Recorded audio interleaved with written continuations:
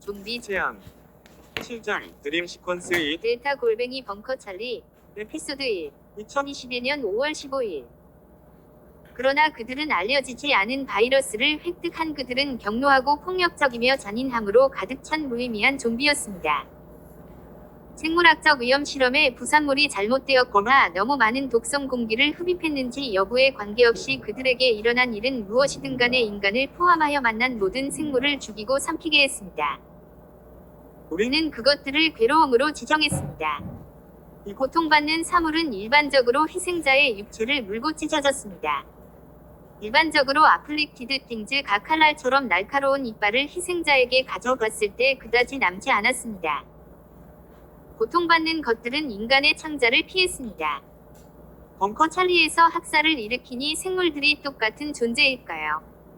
우리는 그들과 함께 증명된 공항을 정리해야 했는데 이는 유엔 본부 코드명 와이프 램클린에서 거물들이 주도한 주요 캠페인이었습니다. 나는 경비원으로 활동하는 6명이 위료진과 2명이 전투병사로 구성된 군대에 연결되었습니다. 저의 파트너인 홍콩에서 온 남자는 몸무게가 7피트 3인치이고 몸무게가 290파운드에 달하며 홍콩 스와트의 전 멤버인 비둘기공원 치청이었습니다. 그는 우리가 그를 레드 커뮤니스트 차이니즈 킬러라고 부르길 원했지만 우리는 대신 그를 HK 가이라고 불렀습니다. HK 가이는 좀비 대재앙에서 살아남기 위해 전투를 준비했습니다. 그는 쇼르건, 특수작전 AR-15 및 3개의 보조 무기를 휴대했습니다. 그는 엘보다 훨씬 더 많은 전투 경험을 가지고 있었습니다.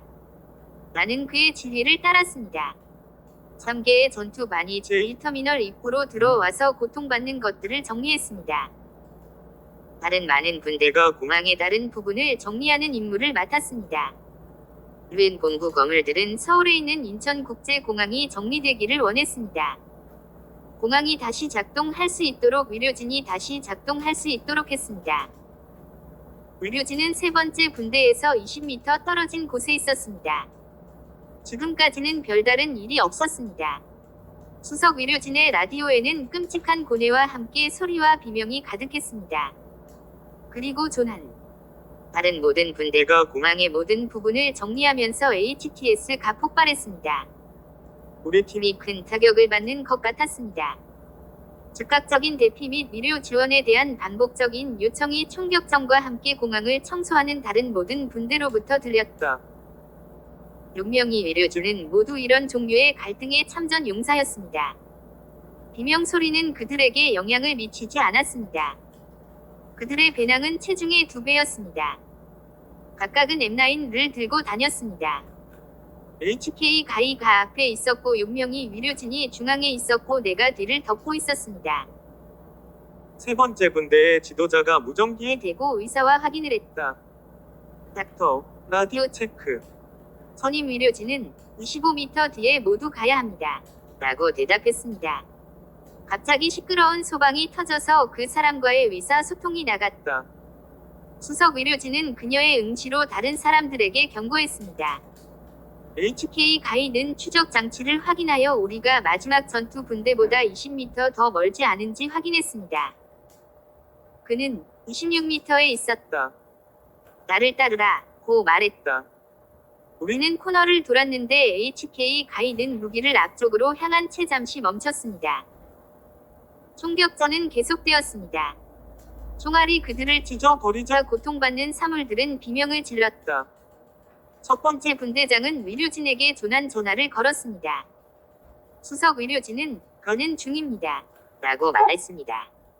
HK 가이와 함께 우리는 수비 위치를 유지하고 있는 2 스쿼드를 지나서 그곳으로 달려갔습니다. 그들 중 누구도 그 당시 치료가 필요하지 않았습니다. 다음 코너에서는 복도 있고 고통받는 것들의 신체 부위가 산성피와 함께 땅을 흩뿌렸습니다. 쓰러진 괴로움의 대다수는 머리에 총을 맞아 사망했습니다. 우리는 애프트릭티드 띵즈를 머리에 쏘라는 엄격한 명령을 받았습니다. 머리를 쏘거나 산산조각 낸 것들 중 약 50개가 있었습니다. 그들의 몸은 알몸이었다. 그들의 정면은 매우 큰 정맥으로 표시되었습니다. 그것과 총알 구멍 사이에서 토하지 않는 것이 어려웠습니다. 오플리티드 팅즈의 두꺼운 피도 비정상적이었습니다. 매우 진한 빨간색과 과 접착제처럼 두꺼운 일부 알려지지 않은 화학물질의 강한 산성 냄새가 동반되었습니다. 나는 이 괴로움과 다른 괴로움이 어떤 생물학적 위험 실험의 최종 산물이라고 거의 확신했다. 아니면 북한에 미친 과학자들이 바라던 대로 유리한 결과를 낳은 실험이었다. 어느 쪽이든 새 전투 분대는 무엇보다도 시야에서 반드시 죽여야만 했습니다. 고통받는 것들 중 하나에 물린 것은 보장된 죽음이었습니다. 우리는 첫 번째 팀에 도달했습니다. 병사 중 한 명이 목에 물린 채로 큰 살덩어리가 없어서 정맥과 지방 조직이 드러났습니다. 병사를 돕는 사람들은 그녀의 피를 만지지 않도록 각별히 주의했습니다. 수석 의료진은 군인을 평가한 다음 모든 사람에게 돌아오라고 말했습니다. 군인은 죽었지만 그녀의 몸은 사방으로 떨리고 있었다. 수석 의료진은 HK 가이에게 그녀의 머리를 쏘라고 신호를 보냈습니다. HK 가이가 샷건을 들고 진행하는 순간 첫 번째 분대의 리더가 그를 태클했습니다. 두 사람은 다른 사람들과 씨름하기 시작했습니다. 둘 다 발로 돌아왔습니다. 첫 번째 분대의 리더는 당신은 그녀의 머리를 쏘지 않습니다. 라고 외쳤습니다. HK 가이는 상대방을 벽에 대고 얼굴에 손가락을 흔든다.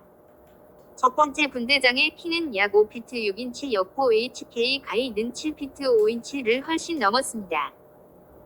키가 작은 녀석이 적과 싸우는 것이 소용없다는 것을 깨달은 그는 그의 무기를 꺼내 HK 가이 위 얼굴을 직접 가리켰습니다.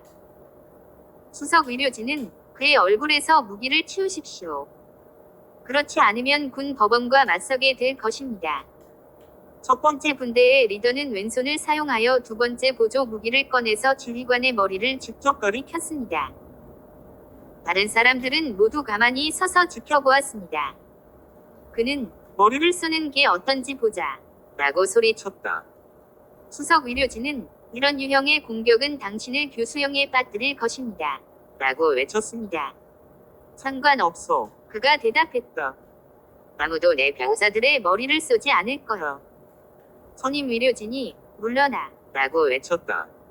첫 번째 분대의 리더는 수석 의료진의 머리 위로 한 발을 발사했습니다. 그의 다른 분대원들은 우리 8명에게 무기를 겨누었습니다. 우리는 무기를 다시 그들에게 겨누었습니다. 다른 쪽이 먼저 발사되었다고 가정하고 한쪽에서 우발적인 분비물이 발생했다면 그것은 피 목욕을 의미합니다. 두 번째와 세 번째 분대는 총소리를 듣고 돌진했다. 두 분대 모두 무기를 내려놓고 궤도에서 얼어붙었습니다. 두 번째 분대의 지도자는 서로의 적이 아니었어. 저것들은 적이다. 너희 모두 19명 물러서라. 라고 외쳤다. 그는 소리쳤다. 아무도 듣지 않았습니다. 압력을 받는 첫 번째 사람은 누구일까요? 두 번째 분대의 지도자는 여러분 모두 물러서십시오. 그렇지 않으면 개인적으로 여러분 모두를 군법정에 호위할 것입니다. 라고 경고했습니다. 19명 모두 무기를 들고 굳건히 칠냈습니다. 아무도 편집하지 않았습니다. 양측은 모두 오파라고 주장했다. 어느 쪽도 또 다른 쪽을 신뢰하지 않았습니다. 두 번째와 세 번째 분대의 병사들은 우발적인 퇴원을 두려워하며 눈을 크게 뜨고 지켜보았고 결국 총격전이 벌어질 것입니다. 예고도 없이 죽은 병사의 몸은 20분 넘게 죽었고 20분 동안 숨을 쉴 수 없었지만 몸이 움찔했다. 우리의 관심은 죽은 병사에게로 옮겨졌습니다. 시체가 끔찍하게 비명을 지르면서 더 공격적으로 움찔했다. 그런 다음 다시 죽었습니다. 경련이 그쳤다. 그러자 눈이 크게 뜨고 큰 소리로 신음했다. 눈알이 뒤로 굴렀다. 목에는 정맥이 찢어지고 공중에 매달려 있는 살덩어리가 없어졌지만 시체는 다시 살아났습니다. 그것은 저절로 일어섰고 그들 중 하나가 되었고 고통받는 것들 중 하나가 되었고 따뜻한 육체를 먹어 치워야 할 원초적 필요가 있었습니다. 그것은 우리를 위해 올 준비를 했습니다. 첫 번째 분대의 리더는 머리